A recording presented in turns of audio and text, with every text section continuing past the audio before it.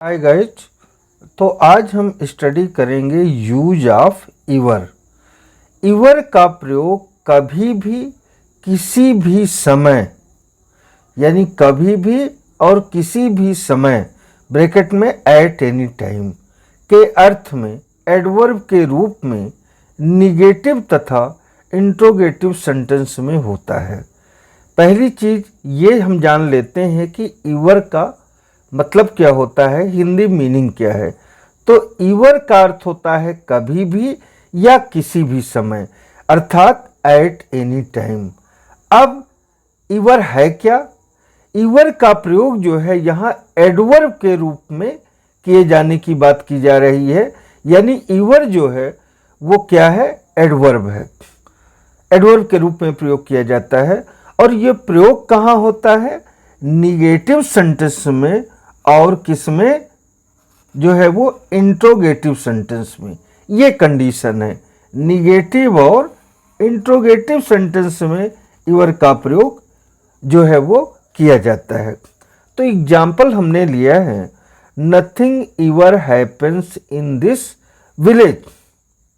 इसका ट्रांसलेशन हुआ कि इस गांव में कभी भी यानी किसी भी समय ऐसा कुछ भी नहीं हुआ, यदि जो बात हो गई ऐसी कोई बात कभी भी इस गांव में नहीं हुई। दूसरा एग्जाम्पल हमने लिया है, यह क्या है, जो है वो नथिंग लगा है, तो नथिंग लगने से ये क्या हो गया, निगेटिव सेंटेंस हो गया। क्या हो गया? N for negative, S for sentence हमने लिख दिया यहाँ पर। दूसरा सेंटेंस हमने लिया है जो है, have you ever been to Delhi? क्या कभी आप दिल्ली गए हो? तो इसका हिंदी ट्रांसलेशन यही है कि क्या आप कभी दिल्ली गए हो? तो इंट्रोगेटिव सेंटेंस ये है और पहला निगेटिव सेंटेंस है। तो इन्हीं दो प्रकार के निगेटिव और इंट्रोगेटिव सेंटेंस में इवर का प्रयोग होता है। सामान्यतः पॉजिटिव या अफर्मेटिव सेंटेंस में इवर का प्रयोग नहीं किया जाता है।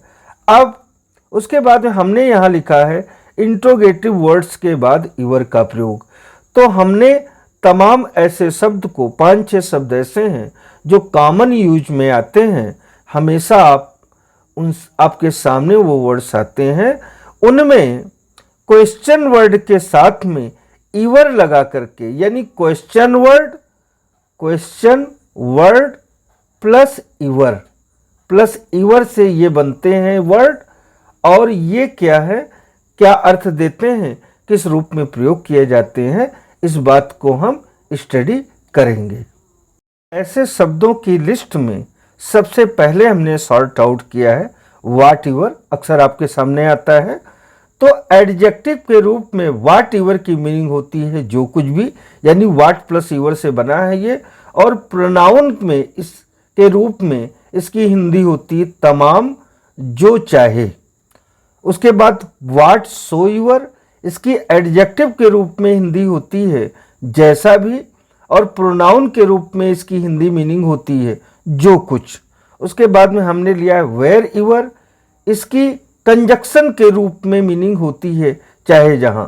ये देखिए एडजेक्टिव और प्रोनाउन के रूप में था और ये कंजक्शन के रूप में है, हमने यहाँ लिख दिया है कंजक्शन, CONJ शॉर्ट फॉर्म में लिख दिया है। और एडवर्ब के रूप में जहां कहीं के अर्थ में ये वर्ड आता है। अब व्हेन इवर, इसकी कंजक्शन के रूप में मीनिंग होती है चाहे कभी, और एडवर्ब के रूप में मीनिंग होती है इसकी कब। अब विच इवर हमने लिखा है, इसकी मीनिंग होती है एडजेक्टिव और प्रोनाउन दोनों के रूप में कोई भी। तो आज हमने यूज ऑफ इवर एक्सप्लेन किया, हम सभी ने स्टडी की। उम्मीद है, आई होप कि हमारा एफर्ट आपको ज़रूर पसंद आएगा। If you are satisfied with my labour, with my effort, you are requested to share, like and subscribe my educational channel. Thanks all of you. Thanks a lot of.